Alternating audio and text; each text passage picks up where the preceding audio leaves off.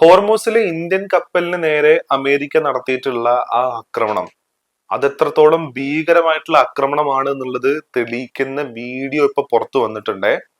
അതായത് ഡെക്കേഡക്റ്റ് ആയിട്ടുള്ള Aditya Sharma, engine fitter Shivanand Chaurasia, chief engineer Patnala Suresh എന്നിവരാണ് ആ ഒരു ആക്രമണത്തിൽ കൊല്ലപ്പെട്ടത്. അപ്പോ അതിന്റെ വീഡിയോ ഇപ്പൊ പുറത്തു വന്നിട്ടുണ്ട്. അപ്പൊ അത് കൊല്ലപ്പെട്ടു എന്ന് നമ്മൾ പറയുന്ന സമയത്ത് ഇത് ചെറിയ സംഗതിയല്ല യഥാർത്ഥത്തില്. ആ അറ്റാക്ക് നടന്നിരിക്കുന്നതും അതില് വന്നിട്ടുള്ള ഡാമേജിന്റെ അതിന്റെ ആ ഡാമേജും കൂടെ നമ്മൾ നോക്കുകയാണെന്നുണ്ടെങ്കിൽ it's huge damage made there എന്നുള്ളതാണ്. അപ്പൊ ആ വീഡിയോ ഒന്ന് കാണാൻ നമുക്ക് കേട്ടോ.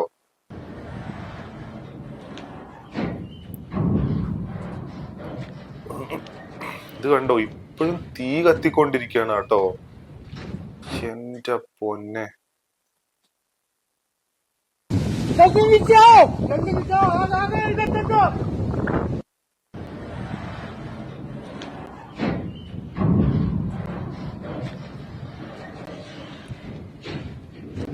അതായത് ഇവര് അലക്ഷ്യമായിട്ട് എങ്ങോടെങ്കിലും ആക്രമണം നടത്തിയിരിക്കല്ല ഇത് സത്യത്തിൽ. അതായത് ഇവരുടെ ഒരു എഞ്ചിനല്ല, ഇവരുടെ ആ ഒരു ക്രൂ ഒക്കെ നിൽക്കുന്ന ഒരു സ്ഥലം ഉണ്ടല്ലോ, ഇവരുടെ കപ്പിത്താന്മാരും ഈ ക്യാപ്റ്റനൊക്കെ നിൽക്കുന്ന ആ ഒരു കൺട്രോൾ റൂം, അതിന് നേരെയാണ് ഇവര് അറ്റാക്ക് ചെയ്തിരിക്കുന്നത്.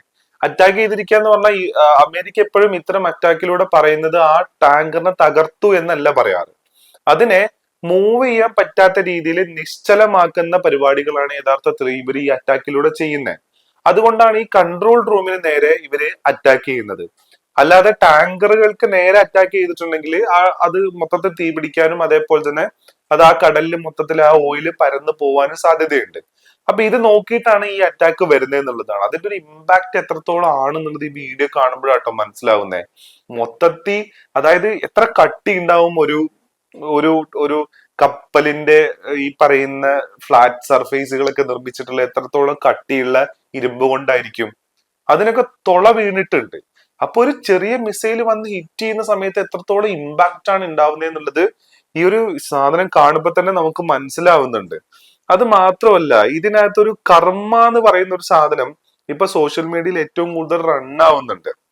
അതായത് ഈ ആദിത്യ ശർമ്മയുടെ അച്ഛനായിട്ടുള്ള രാജേഷ് ശർമ്മ എന്ന് പറഞ്ഞ ആള് എക്സില് പോസ്റ്റ് ചെയ്തിട്ടുള്ള ഒരു പോസ്റ്റാണ്. അതായത് ഗാസയില് ഇസ്രായേല് അറ്റാക്ക് നടത്തിക്കൊണ്ടിരുന്ന സമയത്ത് അന്ന് ആ സമയത്ത് ഇയാളിട്ടൊരു പോസ്റ്റാണ്, I think Israel should now ethically cleansed the whole Gaza and make it non Muslim territory.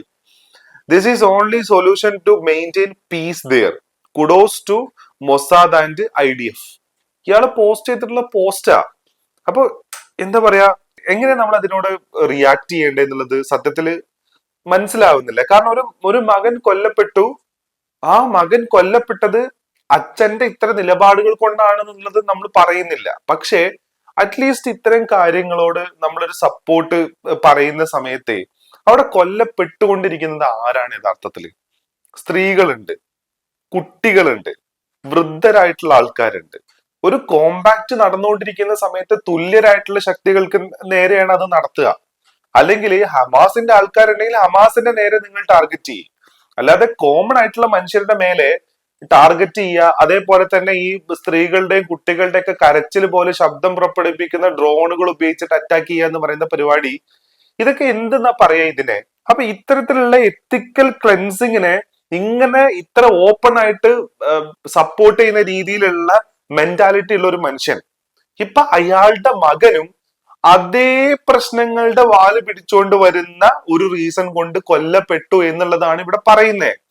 എന്നിട്ട് ഇതിന്റെ അതില് വേറൊരു പോസ്റ്റും കൂടെ പുള്ളി ചെയ്തിട്ടുണ്ട്. I am a father of one of the 3 crew missing. Aditya Sharma is my son. Please help to locate and find him. Below shipping company message to me.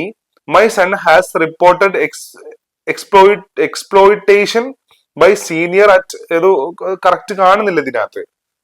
അപ്പൊ അച്ഛന്റെ ഒരു വേവലാതി ഇതിനകത്ത് കാണാം. എന്ത്, എന്റെ മകനും കൂടെ വർക്ക് ചെയ്യുന്ന ആ ഒരു കപ്പലിനെയാണ് അറ്റാക്ക് ചെയ്തിരിക്കുന്നത്. ഇപ്പൊ വിളിച്ചിട്ട് കിട്ടുന്നില്ല, കോണ്ടാക്ട് ചെയ്യാൻ പറ്റുന്നില്ല എന്നുള്ളതാണ് പറയുന്നത്. ഇമാജിൻ, ഈ മനുഷ്യൻ ഇപ്പൊ ഈ സാധനം പോസ്റ്റ് ചെയ്യുമ്പോ ഈ മനുഷ്യൻ മുന്നേ പോസ്റ്റ് ചെയ്തിട്ടുള്ള ഒരു സാധനമുണ്ട്. ഈ ഗസയിൽ ഇന്ന് ബാക്കിയുള്ളത് അച്ഛനോ അമ്മയോ കുടുംബക്കാരോ ആരുമില്ലാത്ത അനാഥരായിട്ടുള്ള 5 വയസ്സിന്റെ താഴെയുള്ള കുട്ടികള്. അതേപോലെ തന്നെ സകല കുട്ടികളും മരിക്കുകയും ഭാര്യ അടക്കം മരിക്കുകയും ചെയ്തിട്ടുള്ള കുറെ മനുഷ്യന്മാര്, ഭർത്താവും മക്കളും കുടുംബക്കാരെല്ലാം മരിച്ച് അനാഥരായി പോയിട്ടുള്ള സ്ത്രീകള്, അതേപോലെ തന്നെ മക്കളും പേരക്കുട്ടികളും എല്ലാവരും മരിച്ചുപോയി വാർദ്ധക്യത്തിന്റെ പടുകുഴിയിൽ നിൽക്കുന്ന കുറെ പടുവൃദ്ധര്. ഇങ്ങനത്തെ കുറെ മനുഷ്യരെ ഒരു തുറന്ന ജയിലിനകത്തിട്ട് അവിടെ വെച്ച് പീഡിപ്പിച്ചുകൊണ്ടിരിക്കുന്ന ഒരു കാര്യത്തിനെ സപ്പോർട്ട് ചെയ്ത് പോസ്റ്റ് ചെയ്തിട്ടുള്ള ഒരു മനുഷ്യനാണ് ഇപ്പൊ ഇങ്ങനെ പറയുന്നത് എന്നുള്ളതാണ്. ആ അച്ഛന്റെ വേദന മനസ്സിലാക്കാതെ അല്ല പറയുന്നേ. പക്ഷേ ഇങ്ങനെ ഒരു പോസ്റ്റ് ഇടുമ്പോ അന്ന് കൊല്ലപ്പെട്ടിട്ടുള്ള 10-70,000 മനുഷ്യരുടെ വേദന മനസ്സിലാക്കണമായിരുന്നു.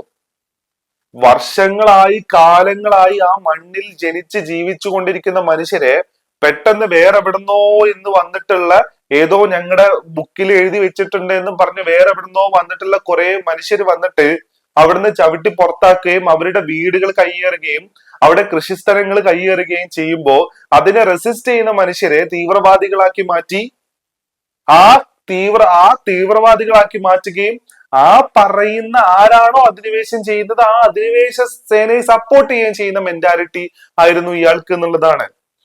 ഇപ്പൊ എന്തുകൊണ്ടാണ് ഹമാസിനെ UN ഒരു ഭീകര സംഘടനയാക്കി മാറ്റില്ല അല്ലെങ്കിൽ മാറ്റിയില്ല എന്നുള്ള ഒരു കാര്യം നോക്കിയാൽ തന്നെ ഇതിന്റെ ഫുൾ കോണ്ടെക്സ്റ്റ് കിട്ടും.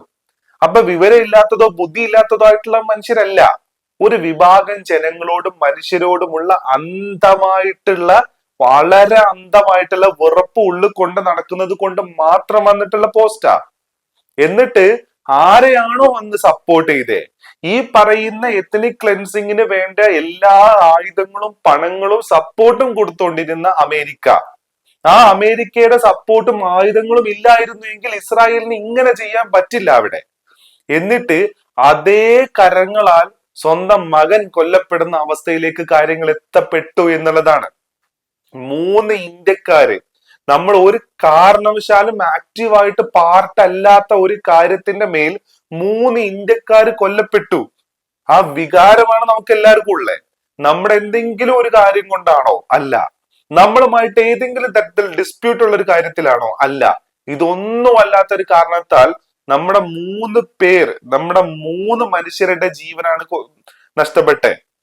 അതിനെതിരായിട്ടുള്ള ഒരു വികാരം എനിക്ക് തോന്നുന്നു UN അതിനെതിരായിട്ട് പറഞ്ഞിട്ടുണ്ട് ഇന്ത്യ ഓൾറെഡി.